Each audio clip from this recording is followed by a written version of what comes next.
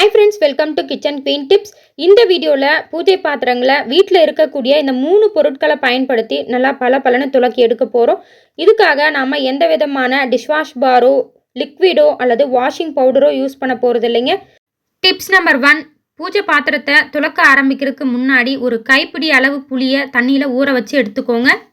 புளியை எதுக்காக நம்ம ஆரம்பத்திலேயே ஊற வைக்கிறோன்னா, புளியினுடைய சாறு தண்ணியில் இறங்கி நல்லா கெட்டியான பதத்தில் இருந்ததுன்னா பூஜை பாத்திரத்தை துலக்கும் போது ரொம்பவுமே சுலபமாக அழுக்கெல்லாம் போகும். அதோட பூஜை பாத்திரமும் நல்லா பளபளன்னு இருக்குங்க. அதனால் நீங்கள் பூஜை பாத்திரம் துலக்க ஆரம்பிக்கும் போதே இதை ஊற வச்சுருங்க.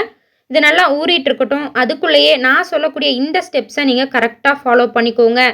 டிப்ஸ் நம்பர் 2, பூஜை பாத்திரத்தை துலக்கும் போது எடுத்த உடனே பூஜை பாத்திரத்தை தண்ணியில் நனைக்கிறதுக்கு முன்னாடி இது போல் ஒரு ட்ரை கிளாத்தை வச்சு நீங்கள் தொடச்சிங்கனாவே அதில் இருக்கக்கூடிய பச்சை நிறத்தில் சூழ்ந்திருக்க எண்ணெய் பிசுக்கு, அழுக்கு எல்லாமே ரிமூவ் ஆகிடுங்க.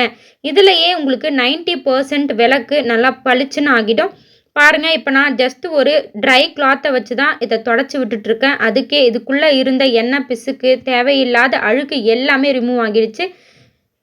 வீட்டிலையே கிடைக்கக்கூடிய இந்த 3 பொருட்களை பயன்படுத்தி ரொம்பவுமே சுலபமாக உங்களுடைய பூஜை பாத்திரங்களை நீங்கள் பளிச்சுன்னு துலக்கி எடுத்துட முடியும். இதுக்காக நீங்கள் எந்த விதமான லிக்விடோ, வாஷிங் பவுடரோ யூஸ் பண்ண வேண்டிய அவசியம் இல்லைங்க. பூஜை பாத்திரங்கள் மட்டும் இல்லைங்க, மண் அகல் விளக்க கூட இது போல் நீங்கள் துணியை வச்சு தொடச்சிங்கனாவே அதில் இருக்கக்கூடிய எண்ணெய் பிசுக்கு எல்லாமே க்ளீனாக ரிமூவ் ஆகிடும். ஆர்டிஃபிஷியலாக கிடைக்கக்கூடிய எந்த பொருட்களையும் பயன்படுத்தாமல் வீட்டில் இருக்கக்கூடிய பொருட்களை வச்சே நாம் இந்த பூஜை பாத்திரத்தை நல்லா க்ளீனாக பளிச்சுன்னு துலக்கி காட்டியிருக்கோம். வீடியோவை முழுமையாக பாருங்கள். நம்மளுடைய சேனலை முதன்முறையாக பார்க்குறவங்களா இருந்தால் மறக்காமல் சப்ஸ்கிரைப் பண்ணிவிட்டு பெல் ஐக்கானையும் கிளிக் பண்ணிக்கோங்க. அப்போ தான் நான் அடுத்தடுத்து போடக்கூடிய வீடியோக்களுக்கான நோட்டிஃபிகேஷன்ஸ் உங்களுக்கு வரும். நம்மளுடைய சேனலில் நிறைய டிப்ஸ் வீடியோஸ் கொடுத்துருக்கேன். உங்களுக்கு டைம் இருந்தால் அதையும் நீங்கள் செக் பண்ணி பாருங்கள். நம்மளுடைய சேனலில் கொடுத்துருக்கக்கூடிய எல்லா டிப்ஸுமே முழுமையாக நான் செக் பண்ணி பார்த்துட்டு அது எல்லாம் கரெக்டாக ஒர்க் அவுட் ஆனால் மட்டும்தாங்க அப்லோட் பண்ணியிருக்கேன். அதனால் நீங்களும் தாராளமாக அந்த டிப்ஸ் எல்லாத்தையுமே ட்ரை பண்ணி பார்க்கலாங்க. டிப்ஸ் நம்பர் 3, நம்ம பூஜைக்காக பயன்படுத்துகிற திருநீர் தாங்க எடுத்திருக்கேன். இந்த திருநீரை விளக்கில் எங்கெல்லாம் எண்ணெய் பிசுக்கு அதிகமாக இருக்கோ அந்த இடத்துல தூவி விட்டுட்டு இது போல் ஸ்க்ரப்பரை வச்சு நல்லா தேய்ச்சிங்கனாவே விளக்கு நல்லா பளிச்சுன்னு ஆகிடுங்க. பாருங்கள், லைட்டாக நான் உங்களுக்கு விளக்கை தேய்ச்சி காட்டுறேன் இப்போ எந்த அளவுக்கு பளிச்சுன்னு விட்டுருக்குன்னுட்டு.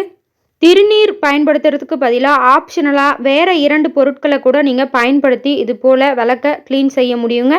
ஒன்று, அரிசியிலிருந்து கிடைக்கக்கூடிய அரிசி உமி கிடைக்காதவங்க கோலமாவு கட்டாயமாக உங்களுடைய வீட்டில் இருக்கும். கோலமாவை வச்சு நீங்கள் இது போல் தேய்ச்சி விட்டிங்கனாலும் உங்களுடைய விளக்கில் இருக்கக்கூடிய எண்ணெய் பிசுக்கு எல்லாம் போயிட்டு நல்லா பளிச்சுன்னு ஆகிடும். நான் சொல்லியிருக்க இந்த எல்லா ப்ரொசீஜரையுமே நீங்கள் தண்ணியில் விளக்கு நினைக்கிறதுக்கு முன்னாடி செய்யணுங்க. தண்ணியில் நினச்சதுக்கப்புறம் செஞ்சிங்கன்னா கண்டிப்பாக எஃபெக்டிவாக இருக்காது. அதனால் தண்ணியில் நினைக்கிறதுக்கு முன்னாடியே ஃபஸ்ட்டு நான் காட்டின மாதிரி துணியை வச்சு தொடச்சிட்டு திருநீரில் இது போல் நல்லா நீங்கள் ஸ்க்ரப் பண்ணி எடுத்துக்கோங்க.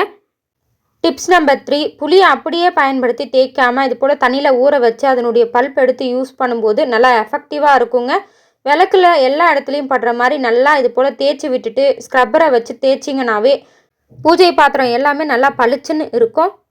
இப்போ நான் புளியை வச்சு தேய்ச்சி விட்டுட்டேன். இதை நல்லா வாட்டரில் அலசிட்டு உங்களுக்கு காட்டுறேன் பாருங்கள் எந்த அளவுக்கு பளபளன்னு இருக்குன்னு. எந்த விதமான ஆர்டிஃபிஷியல் இன்க்ரீடியன்ஸும் இல்லாமல் வீட்டில் இருக்கக்கூடிய 3 பொருளை பயன்படுத்தி நம்மளுடைய பூஜை பாத்திரத்தை நல்லா பளபளன்னு நாம் துலக்கி எடுத்துட்டோம்.